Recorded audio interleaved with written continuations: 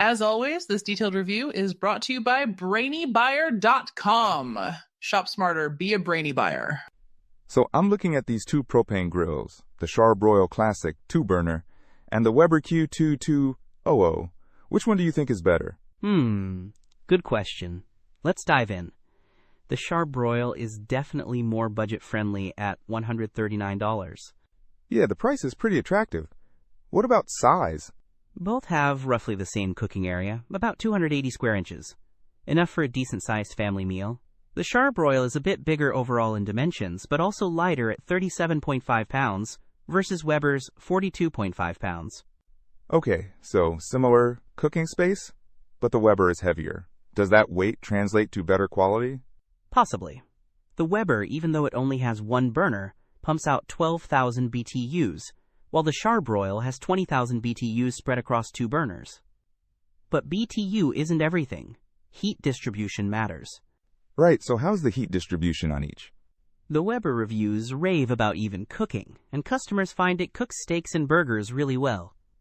Some Char-Broil reviewers mention mixed feelings about heat level, so that could be a concern. Gotcha, what about features? The Char-Broil has a side burner, which is handy for sauces. The Weber has folding side tables and an electronic ignition, which is nice. Also, the Weber has a built-in thermometer, so you can monitor the internal temperature. A side burner time is pretty cool. But I do like the thermometer on the Weber. What are the grates made of? The Char-Broil has porcelain-coated wire grates, which are easy to clean and replace. The Weber uses porcelain-enameled cast-iron grates, which retain heat better. Okay. So the Weber's got better heat retention, probably contributing to the even cooking. What about durability? The Weber has a cast aluminum lid and body, and many reviewers say it's built to last. The Char-Broil is stainless steel, but some assembly quality concerns were mentioned in reviews.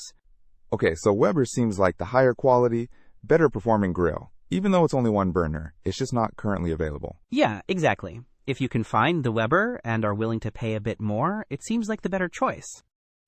Otherwise, the Char-Broil is a decent budget option. Just be aware of the potential for uneven heating and assembly issues. Don't miss out on our next in-depth review to help you make smarter purchasing decisions. Hit that subscribe button and the notification bell so you're always in the know.